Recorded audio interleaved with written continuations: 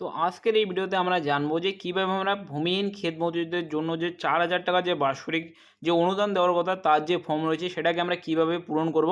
আজকের এই ভিডিওতে আমরা স্টেপ বাই স্টেপ জানবো। তো যদি তুমিও তোমার ফর্ম ফিল আপ করতে চাও তো এই ভিডিওটাকে একটু স্কিপ করবে না। এই ভিডিওর মাধ্যমে আমি স্টেপ বাই স্টেপ বলবো যে কীভাবে তোমরা এই ফর্মটি ফিল করবে। তো সর্বপ্রথম এই যে ফর্মের লিঙ্ক রয়েছে আমি কিন্তু তোমাদেরকে ডিসক্রিপশনে দিয়ে রেখেছি, তোমরা চাইলে এই ফর্মটিকে তোমরা ডাউনলোড করে নিতে পারবে।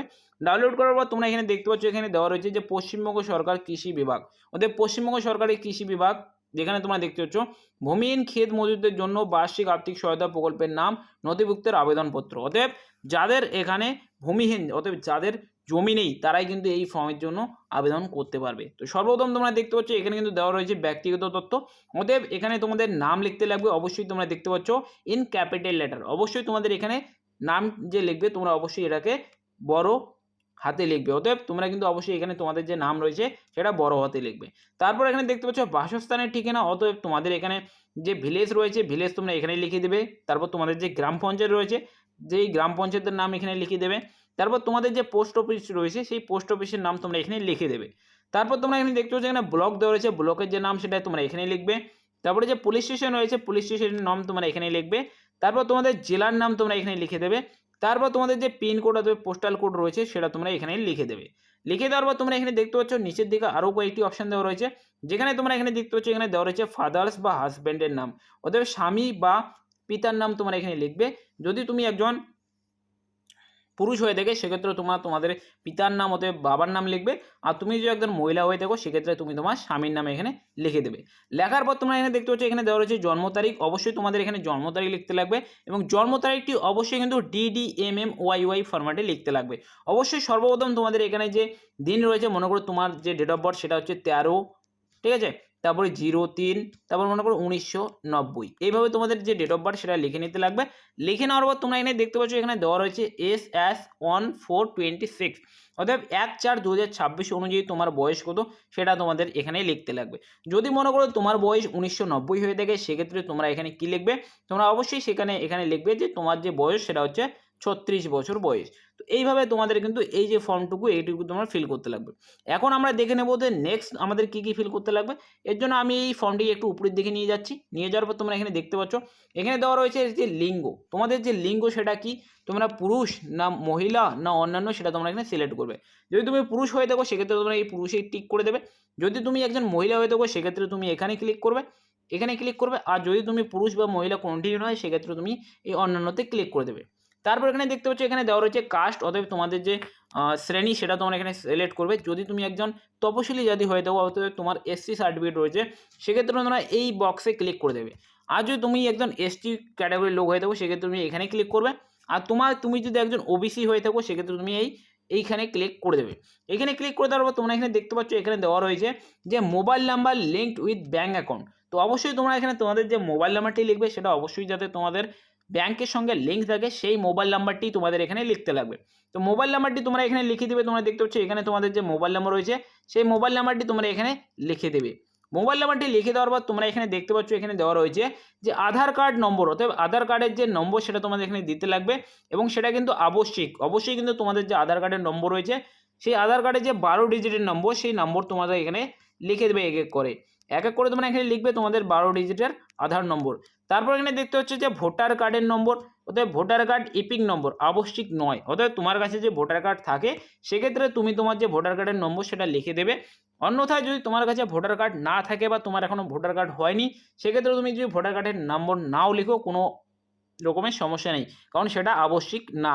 কিন্তু তোমরা দেখতে পাচ্ছ আধার কার্ড এখানে আবশ্যিক দেওয়া রয়েছে, অতএব আধার কার্ড তোমার এখানে দিতেই লাগবে। আর এখানে দেখতে পাচ্ছ ভোটার কার্ড কিন্তু আবশ্যিক না, যদি তোমরা দিতে চাও তো দিতে পারো, আর যদি না দাও কোনো রকমের সমস্যা নেই। তারপর এখানে তোমরা দেখতে পাচ্ছ এখানে দেওয়া রয়েছে ব্যাঙ্ক ডিটেলস, অতএব তোমাদের এখানে ব্যাংকের যে তথ্য সেগুলি তোমাদের এখানে এন্টার করতে লাগবে অথবা দিতে লাগবে। তোমরা দেখতে পাচ্ছ ব্যাংক অনুযায়ী নাম, অতএব তোমাদের ব্যাঙ্ক অ্যাকাউন্টে তোমার যে নাম রয়েছে সেই নামটি তোমাদের এখানে লিখতে লাগবে। এমনটা না যে তোমাদের স্টেট ব্যাঙ্কে তোমাদের অ্যাকাউন্ট রয়েছে আর তোমরা লিখছো যে স্টেট ব্যাঙ্ক অফ ইন্ডিয়া, সেটা কিন্তু এখানে হবে না। তোমাদের সেই পাসবুকে তোমার কি নাম রয়েছে সেই নামটি তোমাদের এখানে লিখতে লাগবে, পুরো নামটাই এখানে লিখে দেবে, ঠিক আছে। লিখে দেওয়ার পর তোমরা এখানে দেখতে পাচ্ছ এখানে অ্যাকাউন্ট নম্বর, অতএব তোমাদের যে অ্যাকাউন্ট নম্বর রয়েছে সেটা এক করে তোমরা এখানে ফিল করে দেবে। এই অ্যাকাউন্ট নম্বরের জায়গায় তোমরা এখানে তোমাদের অ্যাকাউন্ট নম্বর লিখে দেবে। তারপর দেখতে পাচ্ছ এখানে দেওয়া রয়েছে আইএফএসসি কোড, অতএব তোমাদের ব্যাংক পাসবুকে যে আইএফএসসি কোড রয়েছে সেই আইএফএসসি কোড তোমাদের এখানে লিখে দিতে লাগবে। তারপর এখানে দেখতে পাচ্ছ এখানে দেওয়া রয়েছে ব্যাংকের নাম, এখন তোমাদের সেই ব্যাংকের নাম লিখতে লাগবে। যদি তোমাদের স্টেট ব্যাংকের অ্যাকাউন্ট হয়ে থাকে সেক্ষেত্রে তোমার লিখবে স্টেট ব্যাংক অফ ইন্ডিয়া, যদি তোমার অ্যাক্সিস ব্যাংক হয়ে থাকে সেক্ষেত্রে তোমার লিখবে অ্যাক্সিস ব্যাংক, যদি তোমার কাছে সেন্ট্রাল ব্যাংক থাকে সেক্ষেত্রে লিখবে সেন্ট্রাল ব্যাংক অফ ইন্ডিয়া। তারপর এখানে দেখতে পাচ্ছ ব্রাঞ্চ নেম, অতএব শাখার নাম কি, অতএব তোমাদের যে অ্যাকাউন্টটি রয়েছে সেটা তো কোনো না কোনো জায়গার একটি অ্যাকাউন্ট, সেই যে স্থান তার যে নাম রয়েছে সেটা তোমাদের এখানে লিখতে লাগবে। সেটাও তোমাদের ব্যাংকের পাসবুকে থেকে যাবে, তোমরা ব্যাংকের পাসবুক দেখে সেটা লিখে নিতে পারবে। তারপর এখানে দেখতে পাচ্ছ এখানে দেওয়া রয়েছে যে অ্যাকাউন্ট টাইপ, অতএব তোমাদের যে অ্যাকাউন্ট রয়েছে সেটা সেভিংস অ্যাকাউন্ট না কারেন্ট অ্যাকাউন্ট সেটা তোমাদের এখানে লিখতে লাগবে। যদি তোমাদের জানা থাকে যে সেটা সেভিং অ্যাকাউন্ট সেক্ষেত্রে তোমরা এখানে ক্লিক করে দেবে, আর যদি তোমাদের জানা থাকে কারেন্ট অ্যাকাউন্ট সেখানে এখানে ক্লিক করবে। আর যদি তোমাদের জানা নেই সেক্ষেত্রে তুমি তোমার অ্যাকাউন্টের পাসবুকটিতে দেখে নেবে, সেখানে কিন্তু অবশ্যই দেওয়া থাকবে। তারপর দেখতে পাচ্ছ যে ব্যাংকের সংযুক্তি নথি, অতএব ব্যাংকের যে তুমি প্রুফটি দিচ্ছ সেটা কি তুমি তোমার ব্যাংকের যে পাসবুক রয়েছে যেখানে তোমাদের একটি ফটোকপি লাগানো হয়েছে সেটা তোমরা দিচ্ছ, যদি সেটা তোমরা দিয়ে থাকো সেক্ষেত্রে যে প্রথম যে চেক বক্সটি রয়েছে এটাতে তোমরা ক্লিক করে দেবে। আর যদি তোমরা বাতিল চেক বা ক্যান্সেল চেক দিয়ে থাকো, তোমার কাছে কোনো রকমের পাসবুক নেই, সেক্ষেত্রে তুমি এই নিচের যে অপশনটি এটাতে তোমরা টিক করে দেবে।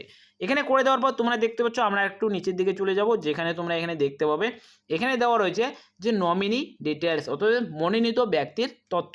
অতএব তুমি যে তোমার আবেদনটি করছো সেক্ষেত্রে একজনের এখানে কিন্তু নমিনির প্রয়োজন, অতএব তুমি তোমার বাবার নাম বা তুমি তোমার ছেলের নাম বা তুমি তোমার মেয়ের নাম বা তুমি তোমার স্ত্রীর নাম বা স্বামীর নাম তোমরা এখানে লিখতে পারো। তুমি যারই এখানে দিতে চাচ্ছ তার যে নাম, মনে করো তুমি একজন পুরুষ, তো তুমি তোমার যে বাবার নাম রয়েছে সেটা তোমরা এখানে লিখছো, তো তোমরা কিন্তু বাবার নামটি তোমরা এখানে লিখে দেবে।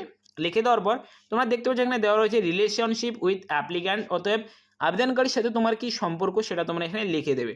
দেওয়ার পর তোমরা দেখতে পাচ্ছ নমিনি ফাদার হাজব্যান্ড নেম, অতএব নমিনি যাকে তুমি নমিনি বানাচ্ছ তার যে বাবা বা তার যে স্বামীর নাম তোমরা এখানে লিখে দেবে। তো এখন অনেকেরই প্রশ্ন হতে পারে যে রিলেশনশিপ উইথ অ্যাপ্লিক্যান্ট, অতএব আবেদনকারীর সাথে সম্পর্ক সেটা আমরা কী লিখবো। তো মনে করো যদি তুমি একজন বাবার ছেলে হয়ে থাকো, সেক্ষেত্রে যদি তুমি তোমার বাবার নাম তুমি এখানে দিয়েছো তো সেক্ষেত্রে তুমি এখানে পিতা লিখে দেবে, বা তুমি একজন পিতা তুমি তোমার ছেলের নাম এখানে লিখেছো সেক্ষেত্রে তুমি এখানে কিন্তু পুত্র লিখে দেবে, ঠিক আছে। দেওয়ার পর তুমি কিন্তু এখানে তার বাবার নাম এখানে লিখে দেবে, অর্থাৎ তোমারই নাম হবে সেটা লিখে দেবে। তারপর তোমরা এখানে দেখতে পাচ্ছ এখানে ডেট অফ বার্থ, অথবা এখানে তোমরা কার ডেট অফ বার্থ দেবে, অবশ্যই তুমি যাকে নমিনি বানালে তার যে ডেট অফ বার্থ DDMMYY ফরম্যাটে তার যে ডেট অফ বার্থ সেটা লিখতে লাগবে, এবং 2026 অনুযায়ী অর্থাৎ 1/4/2026 অনুযায়ী তার বয়স কত সেটা ওখানে লিখতে লাগবে। যদি সেই নমিনির বয়স 18 বছরের নিচে হয় সেক্ষেত্রে তার যে অভিভাবকের নাম রয়েছে সেটা তোমরা এখানে লিখবে, অন্যথায় যদি 18 বছরের উপরে হয়ে থাকে সেই নমিনি সেক্ষেত্রে তোমাদের এখানে কোনো কিছু লেখার প্রয়োজন নেই। এখন তোমরা দেখতে পাচ্ছ নিচের দিকে অপশান দেওয়া রয়েছে, যেখানে তোমরা দেখতে পাচ্ছ এখানে দেওয়া রয়েছে ডেট, অবশ্যই তোমরা যে তারিখে এই ফর্মটি জমা করবে তার যে ডেট তোমরা এখানে লিখে দেবে। তারপর দেখতে পাচ্ছ অ্যাপ্লিক্যান্ট সিগনেচার বা থাম্ব ইমপ্রেশন, অবশ্যই যার নামে তোমরা এই ফর্মটি ফিল করছো তার যে একটি সই তোমরা এখানে লিখে দেবে। আর যদি সই সে করতে না পারে সেক্ষেত্রে কিন্তু তার যে টিপ সই সেটা তোমরা এখানে দিয়ে দেবে। দিয়ে দেওয়ার পর তোমরা এখানে দেখতে পাচ্ছ নিচের দিকে একটি দেওয়া রয়েছে, যেখানে তোমরা দেখতে পাচ্ছ এখানে কিন্তু একটি দেখতে পাচ্ছ এখানে কিন্তু ক্রস চিহ্ন রয়েছে, অথবা নিচের দিকে তোমাদের কোনো কিছু লেখার প্রয়োজন নেই, এটা কিন্তু পুরোটাই তোমাদের যে ভেরিফিকেশন করবে সেই কিন্তু লিখে দেবে, এবং তোমার কিন্তু এই যে ফর্মটি রয়েছে সেটা কিন্তু তোমাকে দিয়ে দেবে। তো এখন আমরা একটু নিচের দিকে চলে যাব, কেননা এখানে কিন্তু মোট 3টি ফর্ম রয়েছে। তো প্রথম যে ফর্মটি এটা কিন্তু আমরা ফিল করে নিলাম, এখন আমরা দ্বিতীয় ফর্মে চলে যাব, যেখানে তোমরা দেখতে পাচ্ছ যদি তুমি চাও যে বাংলায় সেই ফর্মটি ফিল করতে সেক্ষেত্রে তোমরা উপরের অংশটি ফিল আপ করবে, আর যদি তোমরা চাও যে নিচের অংশটি ফিল করবে সেটা তোমরা নিচের অংশটাও ফিল করতে পারো। এখন যদি তুমি চাও যে তোমরা সমস্ত কিছু তোমরা বাংলায় লিখেছো সেক্ষেত্রে তোমরা বাংলা ফর্মটি ফিল করবে, আর যদি তোমরা ইংরেজিতে করতে চাও তো তোমরা সেটা ইংরেজিতেও করতে পারবে।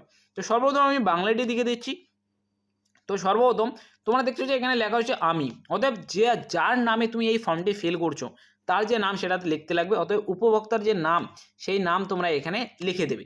তারপর দেখতে পাচ্ছ তার যে বাবার নাম রয়েছে সেখানে তোমরা এইখানে তার বাবার নাম লিখবে, তারপর তার যে গ্রামের নাম তোমরা এখানে লিখবে, তারপর তার যে গ্রাম পঞ্চায়েতের নাম তোমরা এখানে লিখে দেবে। অতএব সবসময়ের জন্য যে পরের যে অংশটুকু হচ্ছে তার যে অ্যান্সারটুকু সেটা তোমরা সামনে লিখে দেবে। তারপর দেখছো যে ব্লক, তারপরে থানা, তারপরে জেলা, ঠিক আছে। লিখে দেওয়ার পর তোমরা এখানে নিচের দিকে দেখতে পাচ্ছ যে, তো এখানে তো তোমরা একটু দেখতে পাচ্ছ আমি এখানে একটু হাইলাইট করে দিয়েছি, তোমরা দেখতে পাচ্ছ এখানে দেওয়া রয়েছে। আমি আরও ঘোষণা করছি যে আমার জ্ঞান ও বিশ্বাসের মধ্যে উপরোক্ত তথ্য সঠিক। যদি কোনো সময় এই তথ্য ভুল প্রমাণিত হয় তাহলে উপযুক্ত কর্তৃপক্ষ আমার এই প্রকল্পের সুবিধা পাওয়ার দাবি সরাসরি বাতিল করতে দিতে পারবেন, এবং ইতিমধ্যে আমি যদি এই প্রকল্পের কোনো সুবিধা পেয়ে থাকি তা ফেরত দিতে আমি বাধ্য থাকিব। তো অবশ্যই তোমাদের এখানে কোনো কিছু করার প্রয়োজন নেই, এগুলিতে তোমরা কোনো কিছু করবে না।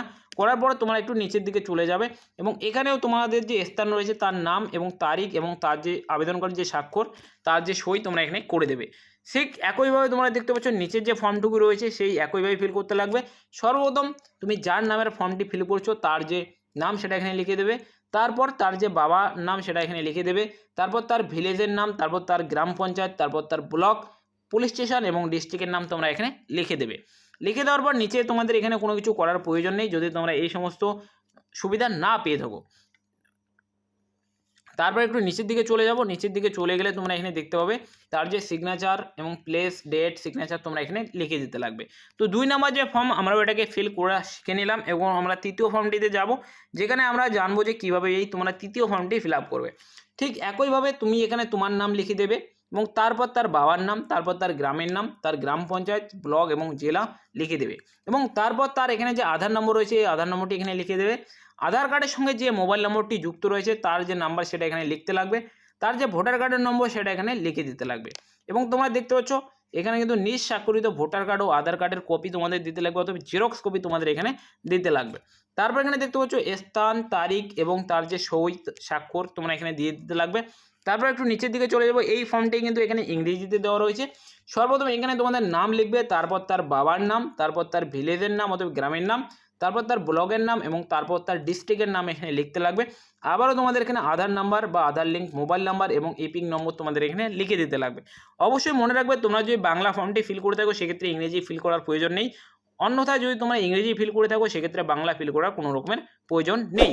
এখন আমরা আরেকটু নিচের দিকে চলে যাব, যেখানে তোমরা এখানে দেখতে পাবে এখানে প্লেস ডেট এবং সিগনেচার তোমাদের এখানে দিয়ে দিতে লাগবে যার নামে তুমি এই ফর্মটি ফিল করছো। এখন তোমরা একটু নিচের দিকে চলে যাবে, যেখানে তোমরা দেখতে পাবে এখানে দেওয়া রয়েছে যে ফটোকপিস, ওদের সমস্ত কিছু কিন্তু তোমাদের এখানে জেরক্স দিতে লাগবে। এই যে চেকবক্স তোমরা যে সমস্ত ডকুমেন্ট এখানে দিলে, যদি তোমার কাছে ভোটার কার্ড থাকে সেক্ষেত্রে ভোটার কার্ড থেকে এখানে টিক করে দেবে, তারপর আধার কার্ড থাকে আধার কার্ড দিয়ে দেবে, first copy, mobile number, self declaration, consent letter এবং পাসপোর্ট সাইজে একটি ফটো লাগবে। অবশ্যই এগুলোকে টিক করে দেওয়ার পর তোমরা একটু নিচের দিকে চলে যাবে, আবার যাওয়ার পর তোমাদের এখানে আবারও একটি স্বাক্ষর এখানে করতে লাগবে এবং এখানে ডেট এবং ক্যাম্পের যে অবস্থান অথবা ক্যাম্প যে তোমাদের ক্যাম্প বসেছে তার যে লোকেশন সেটা এখানে লিখতে লাগবে। লিখে দেওয়ার পরে কিন্তু তোমাদের যে ফর্মের যে কাজ সেটা কিন্তু সম্পূর্ণভাবে পূরণ হয়ে গিয়েছে। তো এইভাবেই কিন্তু তোমরা চাইলে তোমাদের যে এখানে যে ভূমিহীন কৃষকের যে ফর্ম রয়েছে তোমরা এটাকে ফিল করে নিতে পারবে। আশা করছি সমস্তটাই তোমরা বুঝতে পেরেছো। যদি কোনো রকমের সমস্যা হয়ে থাকে অবশ্যই কমেন্ট করে জানাবে। আর যদি তোমাদের পরবর্তীতে কোনো রকমের আপডেটের প্রয়োজন হয় যে এই ভূমিহীন যে তোমরা ফর্ম ফিল আপটি করলে তার যে স্ট্যাটাস তোমরা কীভাবে চেক করবে বা কীভাবে তোমরা জানবে যে তোমাদের যে এই ফর্ম ফিল আপটি সফলভাবে কমপ্লিট হলো কি না, এর জন্য তোমরা অবশ্যই চ্যানেলটিকে সাবস্ক্রাইব করে নেবে। এই চ্যানেলে কিন্তু পরবর্তী ভিডিও তোমরা পাবে, যেখান থেকে তোমরা জানতে পারবে যে কীভাবে তোমরা চেক করবে, কীভাবে তোমরা জানবে যে তোমাদের এই ফর্মগুলি অ্যাকসেপ্ট হলো কি রিজেক্ট হলো। তো অবশ্যই চ্যানেলটিকে সাবস্ক্রাইব করে নেবে আর দেখা হচ্ছে পরের ভিডিওতে।